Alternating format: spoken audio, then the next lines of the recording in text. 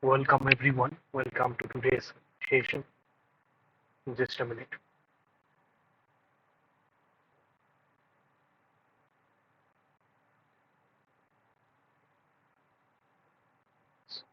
Welcome to everyone. Welcome to today's session of water and wastewater treatment.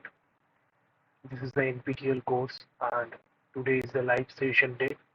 I am Saptarshi Bose here, a PMRF research scholar from IIT Madras. As usual, like the previous sessions, we will try to solve few numerical questions as well as theoretical or conceptual questions. But for today's session, practically, mostly it will be conceptual or theoretical questions and very few numerical questions. So the first question is select the correct statements regarding GAC, granular activated carbon adsorption. So the first option is adsorption capacity of regenerated GAC is same as that of virgin GAC, as well processes are reversible.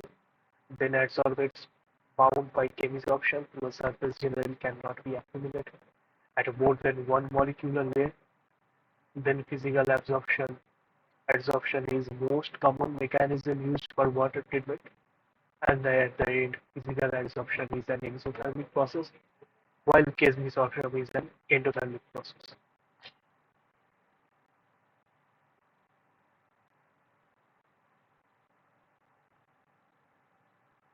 So you can use your chat section to write the correct answers.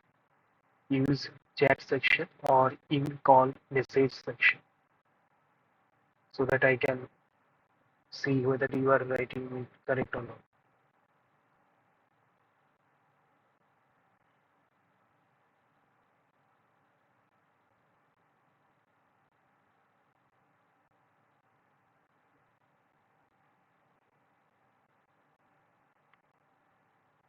This is very easy question. I'll give you more minutes to answer.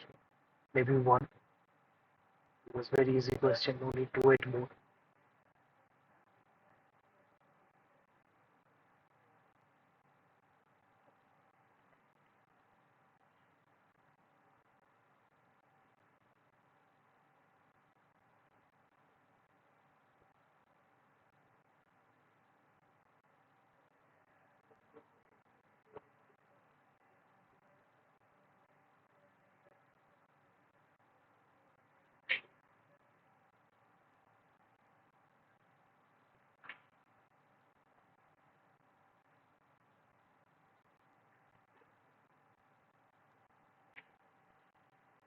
Okay, so we'll go for the solution.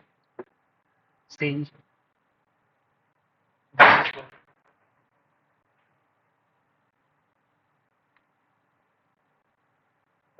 a minute. Check this. So here you can see that after the adsorption, after the first cycle of adsorption, in many pores there will be some adsorbent present. Right? There will be some adsorbent present in many sites of the absorbent. So the adsorption capacity will be not same as the virgin one.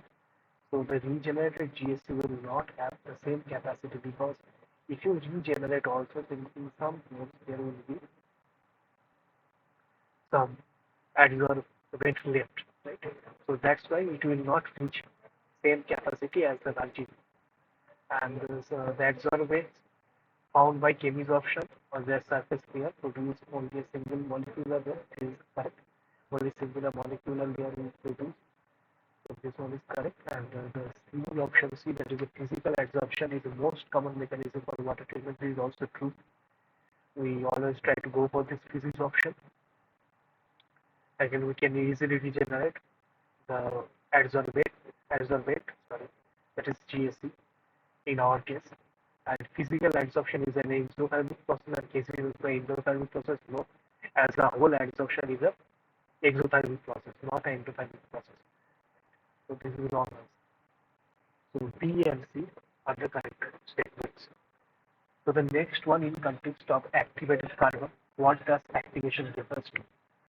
Is it heating of carbonic cells material in absence of oxygen to liberate carbon, or exposure of carbonized material to steam or hot CO2 to create pores and fissures. Option C, that is increase in surface area for sorption, or the chemisoption of coal and ash to the surface of carbonaceous material.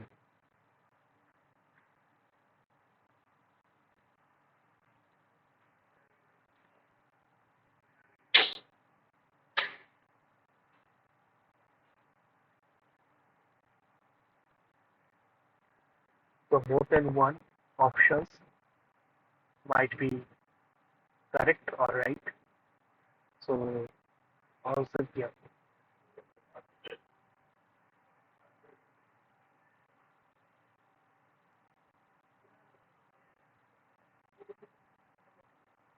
So here you can see that B, option B and C is the correct one. That is the exposure of the carbonized material to steam or hot CO2 to create pores and fissures.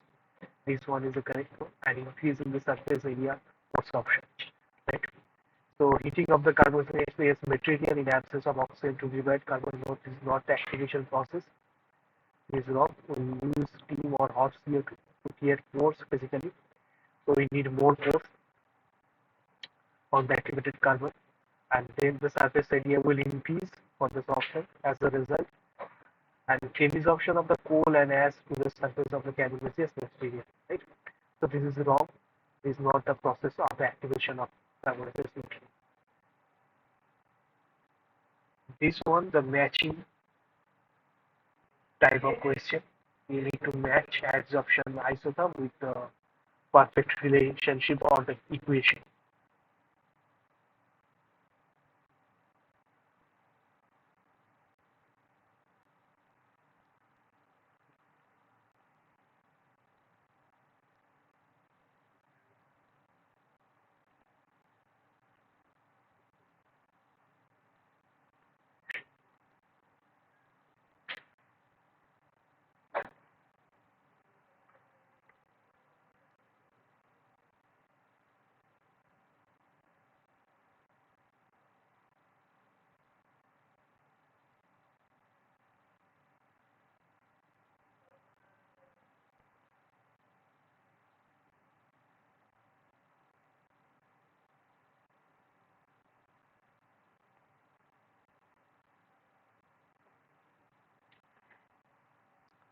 Okay, so the correct answer is C.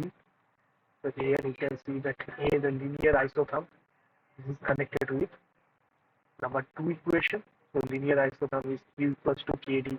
That is a constant, and here I am getting C. So this is nothing but the modification of my Fenbridge isotherm. So my Fenbridge isotherm C is this one, Q equals to K into C to the power 1 by N, and when N is getting 1, when N equals to 1, I am getting this linear isotherm. So you can see this is the variation of the Fenbridge isotherm, basically linear isotherm. So this is, and then the name depends upon the your adsorbent as well as the gas of the material, the fluid you are trying to absorb, or your pollutant. Then the Langmuir isotherm is the next one. This is B, and this is the connected with the first equation. Q equals to Q max, the maximum capacity of that absorption, then KL C divided by 1 plus KL by C, this is Langmuir constant, and then the beta isotherm. So the beta isotherm is this one. Next, select the correct statements regarding the ion exchange.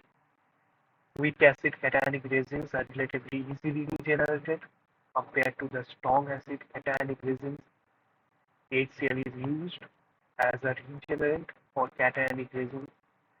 NaOH is used as a regenerant for anionic resins. Then the carboxylic group, that is RCO minus, RCO is actually attached to the polymer, is an example of weak acid cation exchange resin.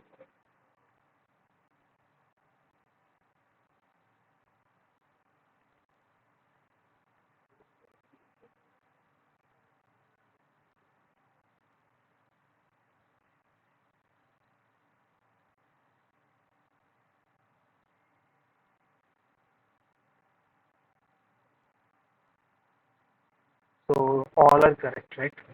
So the first statement is weak acid cationic resins. These are relatively easy, like these are relatively easy to regenerate compared to the strong acid cationic resins.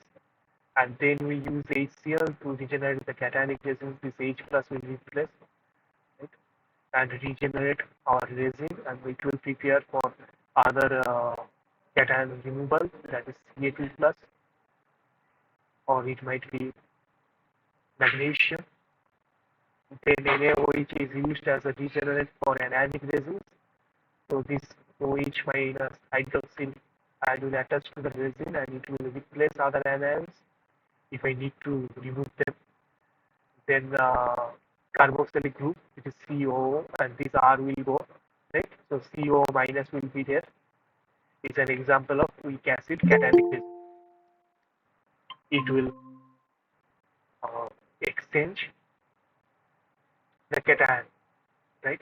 It will take up the cation, like it can take up the cation of Ca2 plus, something like that, or magnesium.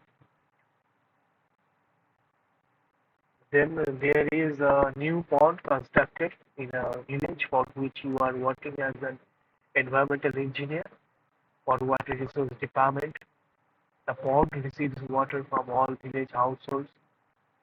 After 5 years of usage, excess discharge of nutrients, that is phosphorus, result in eutrophication. We all know excess algae growth, making the pond marshy. You are instructed to clean the pond by discharging the wastewater in a nearby river. After qualitative analysis of water sample, you found that the water is highly contaminated with bacteria, protozoa, and viruses. Further, water also contains dissolved organic matter and calcium and magnesium ions, that is in the carbonate form, and the absence of monovalent ions. So, which of the following processes can be used as a treatment technique?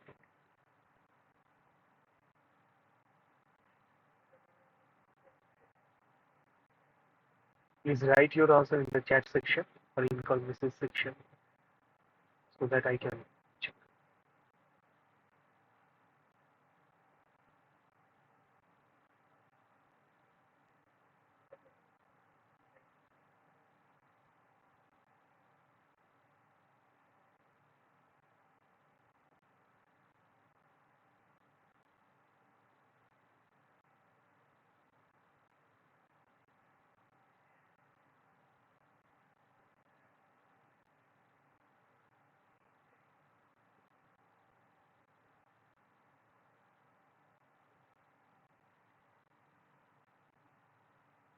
So this is a very easy question. I will not wait more. Just think about it. What are the components and also components of the wastewater?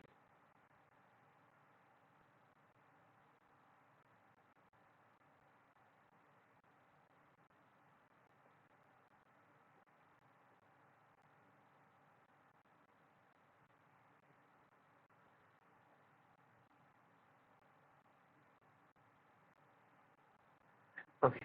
So basically, we'll go for this nanofiltration as well as reverse osmosis. So you can say that reverse osmosis can remove bacteria, protozoa, virus. It can remove the dissolved organic matter, right? And but the problem is why I am using nanofiltration, because if you use this RO, the cleaning process is very tedious and it's very costly. So if you are directly using RO, so it will be found very easily within a short period of time. So it will be a not of use. You cannot reuse this RO membrane, and it's very difficult for this regeneration process. So before RO, we always use one nanofiltration. So this is the guideline. If you want to use RO, just use nanofiltration, then this RO. So this nanofiltration is mostly, it will remove this dissolved organic matter, and in the RO you can remove everything like bacteria, protozoa, viruses, all kind of things. So the next one I'll go for this in the reference of water treatment. What does reserve osmosis mean?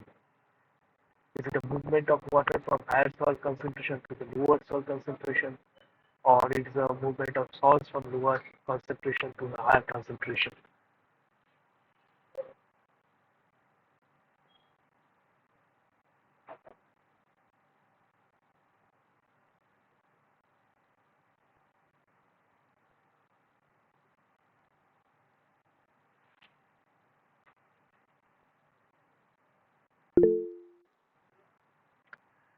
George, I got your answer. Very good. You are saying that the movement of water from lower salt concentration to the higher salt concentration.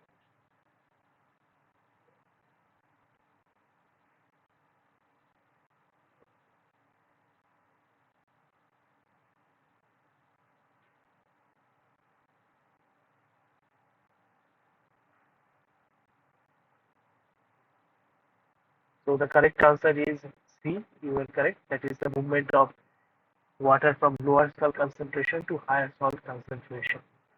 Right. So in case of osmosis, what happens? In case of osmosis, uh, is totally opposite. If I am talking about only osmosis, right? Then what happens? If we suppose this is the lower concentration, I am trying to write LC, and this is higher concentration HC. So in case of general osmosis, what happens that water moves from higher concentration to lower concentration, right? So it usually happens something like that. But in case of reverse osmosis, what we are doing, we are moving the movement of water from lower concentration to the higher concentration, right?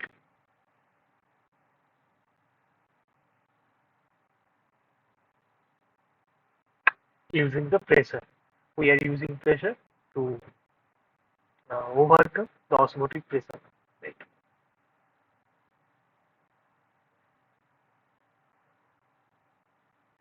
But then there is the next question. Select the correct statements regarding Fe and Mn in water.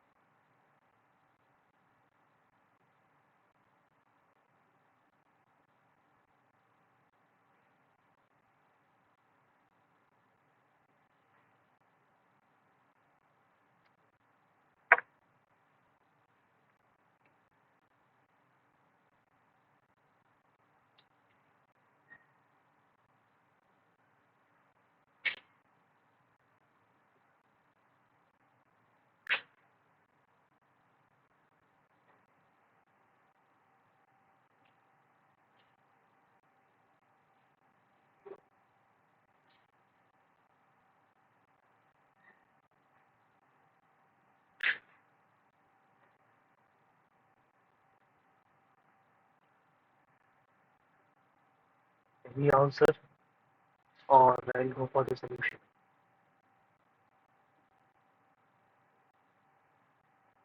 So the correct answers are G, C, and D. Here you can see that the oxidized form, that is are highly soluble in water. No, we cannot say, because I'll discuss later. Why. So this Fe2 plus forms aqueous complexes with NOM. This is not the natural organic matter. It forms the complexes with NOM, that is Fe2 plus. And the green sand we use as ion exchanger to remove these Fe ions, and manganese ions, Mn2 plus. Then at neutral pH, Fe2 plus gets oxidized, that is true, and precipitated out, but Mn2 plus doesn't. So this is the thing.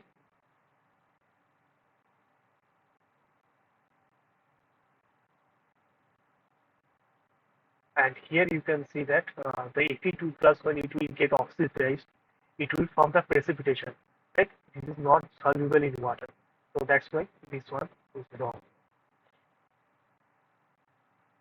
The next question is what does the sequestration mean in reference to Fe and energy removal?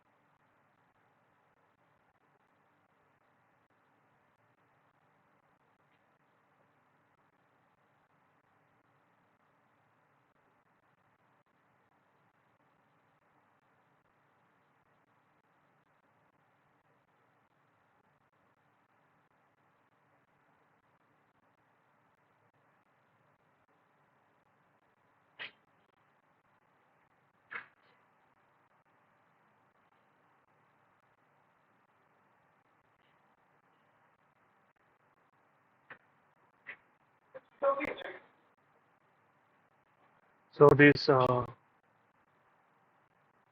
check the solution. The correct answer is C. That is, phosphates are absorbed, added to water to bind with Fe and Mn to precipitate. That's why we are adding phosphates. This is the correct statements regarding the chemical and physical adsorption. Whether the pore volume is taken up by the pores of different sizes, their efficiency of adsorption is decreased, or the physical adsorption, what does it mean? The forces of attraction include only physical forces and exclude covalent bonding. Then when chemical adsorption occurs, the media generally can accumulate multiple molecular layers, or the metal oxide surfaces can absorb humidity and metals.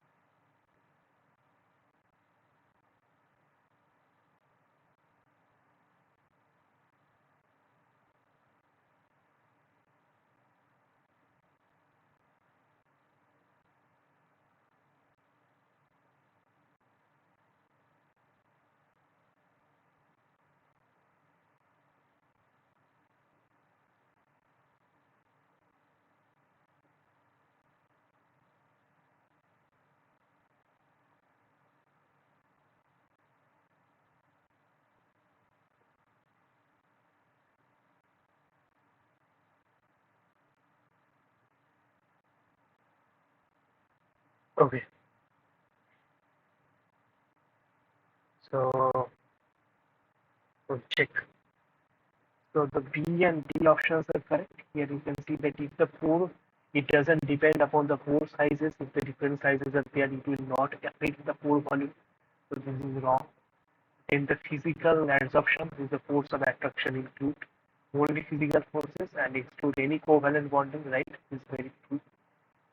And then when chemical adsorption occurs, the media generally can accumulate multiple molecular layer, no, only single molecular layer. So this is wrong. Then metal oxide surfaces can absorb humidity and metals. And this is a numerical question. Adsorption of toluene onto activated carbon always Friedrich isotherm equation, where we can see that C is in mg per liter and Q is in mg per gram given below. So I hope all of you are aware about what is Q and C here. So Q toluene is written as 73.4 into C to the power 0.365, a solution at 25 degrees centigrade containing 0.65 mg per liter of toluene is to be treated in a batch process to reduce the concentration to the less than 0.025 mg per liter. The required activated carbon dose you need to calculate and assuming the equilibrium. then it will be in mg per liter.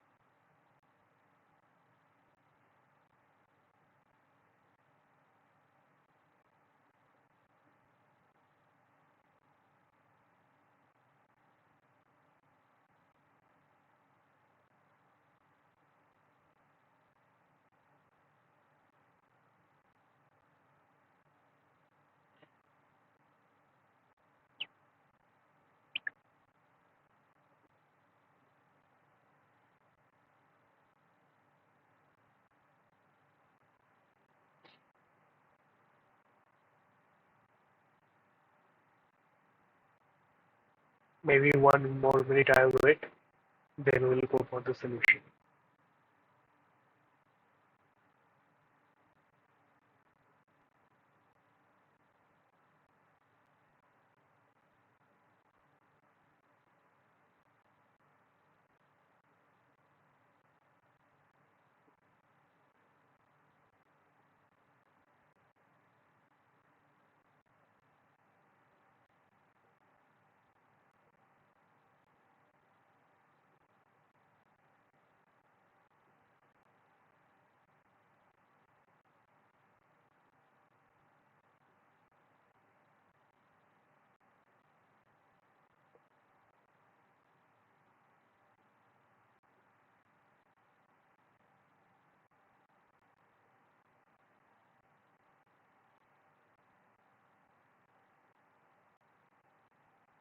Okay, so the solution will be something like that. Correct answer is 32.73 mg per liter. So the Q toluene, this is the how much toluene is absorbed. This is the, I think all of you are know, all of you are familiar with this thing. How much toluene is adsorbed divided by your adsorbent, right? So this is the ratio here. So that's why I am getting this the unit of mg per gram, right? So this is basically adsorbate adsorbed onto surface of adsorbent,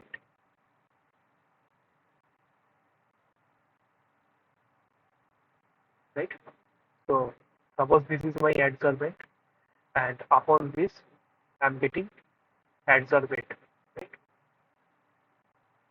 Suppose this was my solution, and this solution has toluene, right? So how much toluene is, and I have poured certain amount of adsorbent, maybe that is GAC, suppose that's a GAC or activated carbon. So after that, what is happening? All the toluene is getting adsorbed, right, on the surface. So that the process is going on. It is getting adsorbed on the surface.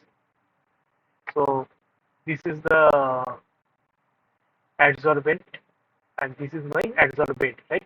So how much adsorbate is adsorbed on the surface of adsorbent? This is the ratio. That is my Q toluene. And what is C toluene? C toluene is what is the equilibrium concentration, and after we reach the equilibrium of the adsorption, what is the concentration? So in the liquid. So it was written as the concentration was less than 0.025 mg per liter. That is the equilibrium concentration. So I am writing this as 0.025 into 0.025 value here. Calculate, you will get 19.096 mg per gram. Right? So now the total, this is the mass balance basically. So this is the concentration of total toluene equals to the toluene right now present in the liquid, right? Right now present in my liquid, that is that much of toluene plus what is adsorbed on the surface, that much of toluene.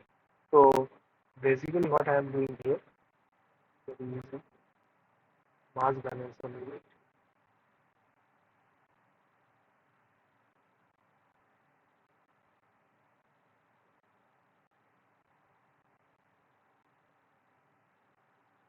this is nothing but, suppose initially there are certain concentration of toluene, that will be what is the remaining toluene, C toluene, and then this is how much is getting absorbed. How I will get, this is the Q toluene, this is the ratio I already told you.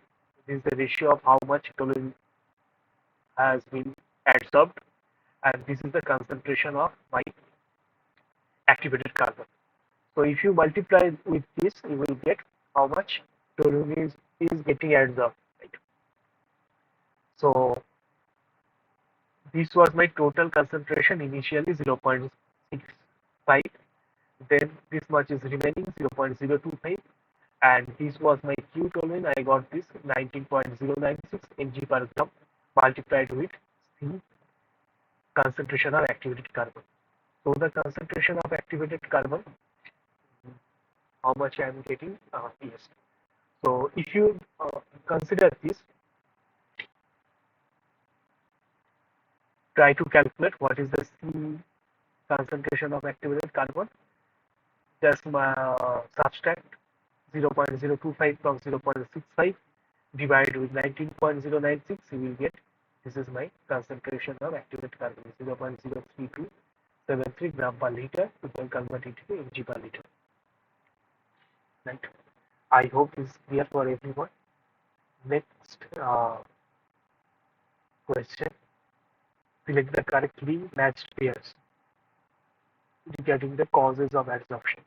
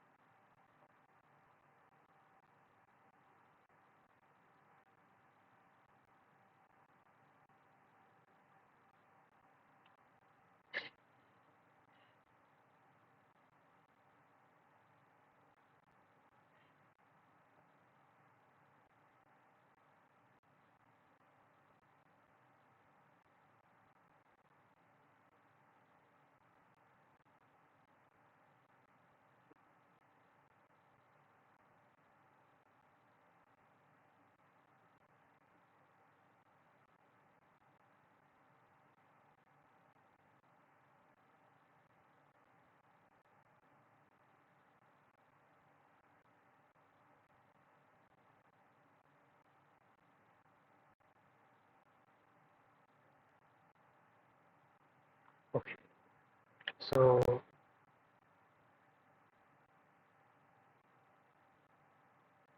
the correct answers are A and B. That is like of water phase, that is we call hydrophobicity. Phobia is another term for fear. So that is the hydro, the water fear, we can say, or the water dislike nature. And then the next one, chemical forces, is the pi or hydrogen bonding,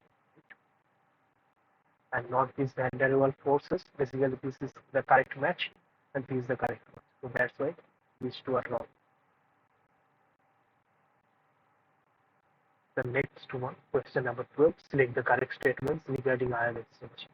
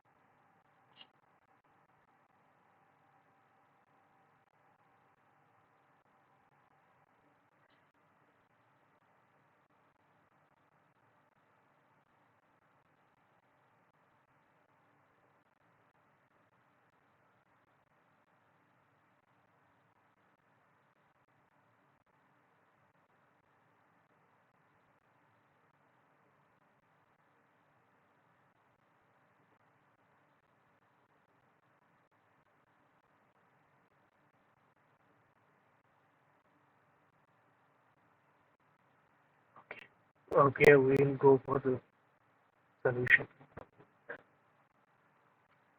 So the B and D are the correct one. That is, it is easier. I already discussed it is easier to regenerate weak acid resin compared to strong acid resin.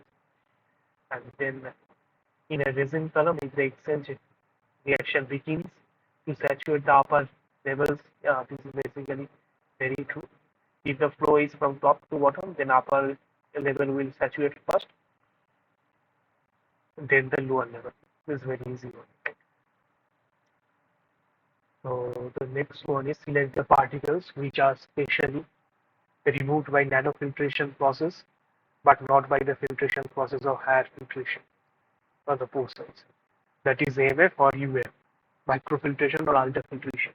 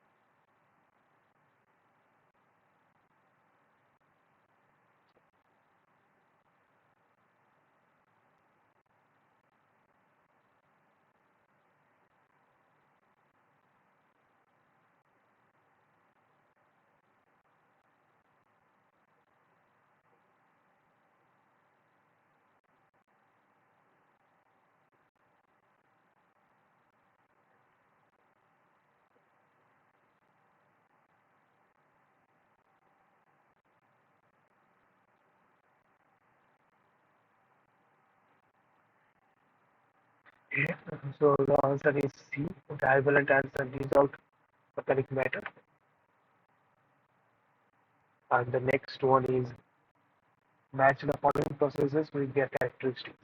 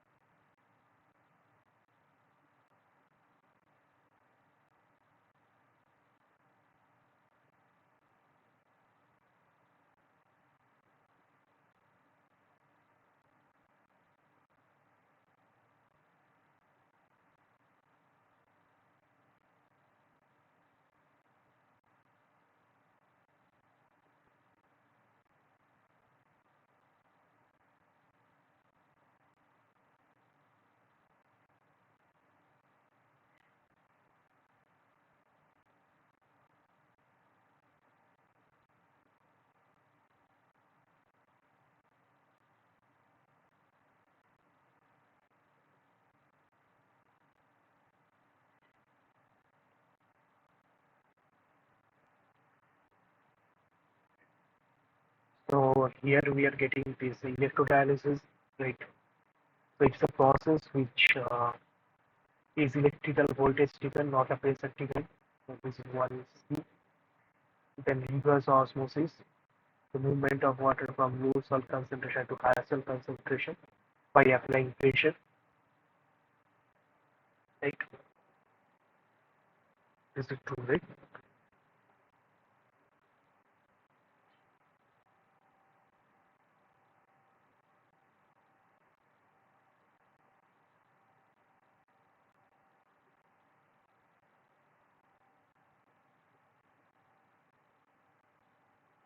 Then this nanofiltration, some of its operational challenges are scaling and fouling. Then thermal distillation uses heat which converts the water into water vapor. The next one, calculate the water recovery in percentage in the following reverse osmosis data. Permeate flow, heat flow flux are given.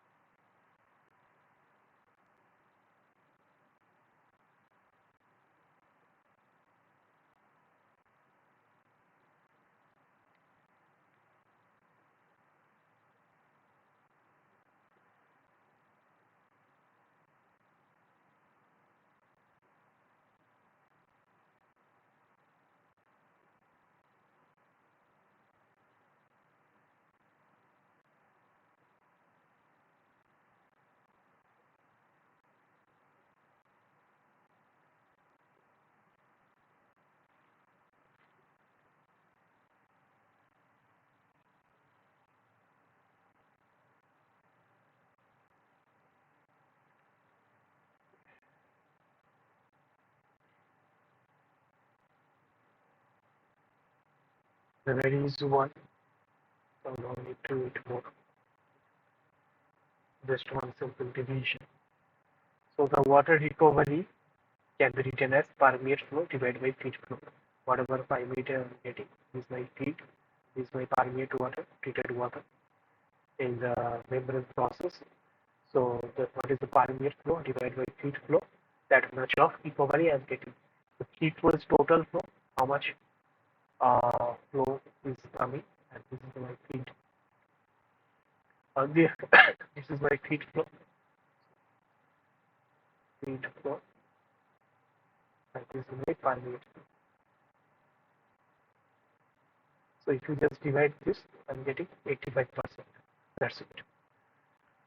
Then select the correct statements regarding reverse osmosis theory.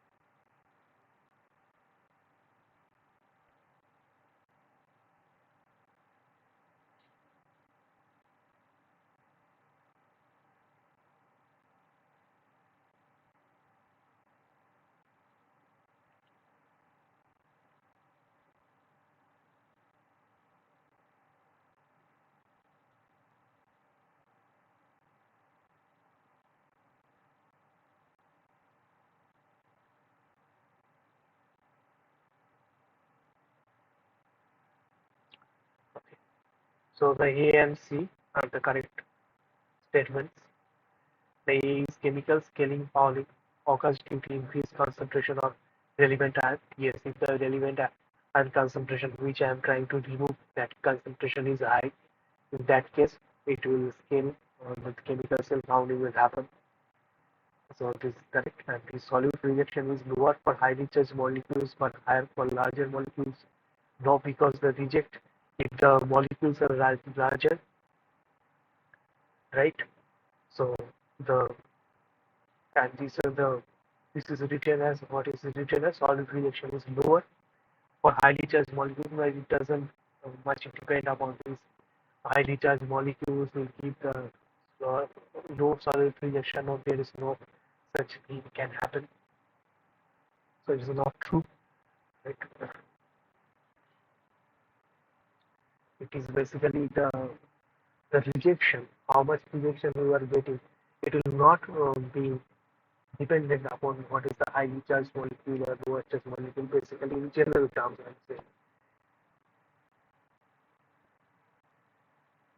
And then the volumetric flux of water is given by this is correct.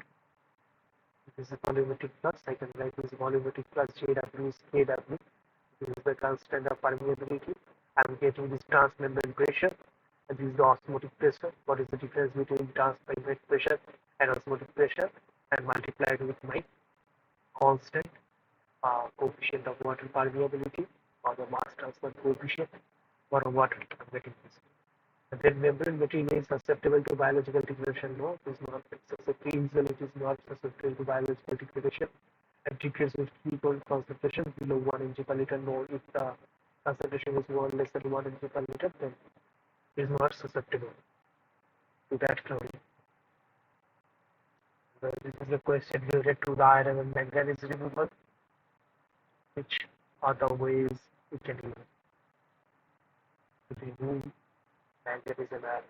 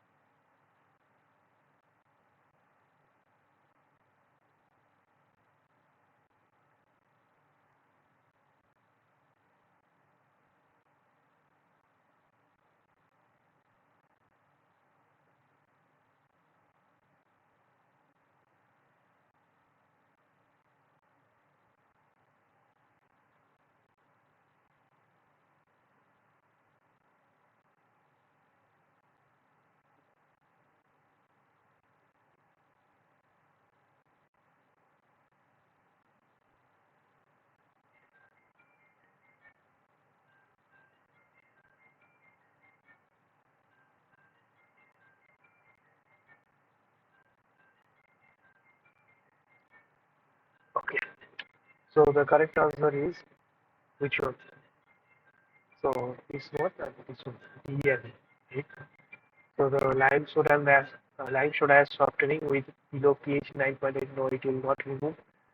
Then the chemical oxidation. We are not getting this chemical oxidation. Chemical oxidation. Aeration will also not help. Then the lime soda. So is softening with above pH 9.8 and sequestration. So these two methods we can remove this iron and manganese. Oh, sorry, yeah, this is chemical oxidation, right? With chemical oxidation, we can also precipitate that. So we can also precipitate that. Thank you for joining today's session. I hope you learned many things and enjoyed today's session. So we'll meet in the next session on next Tuesday. Thank you for joining.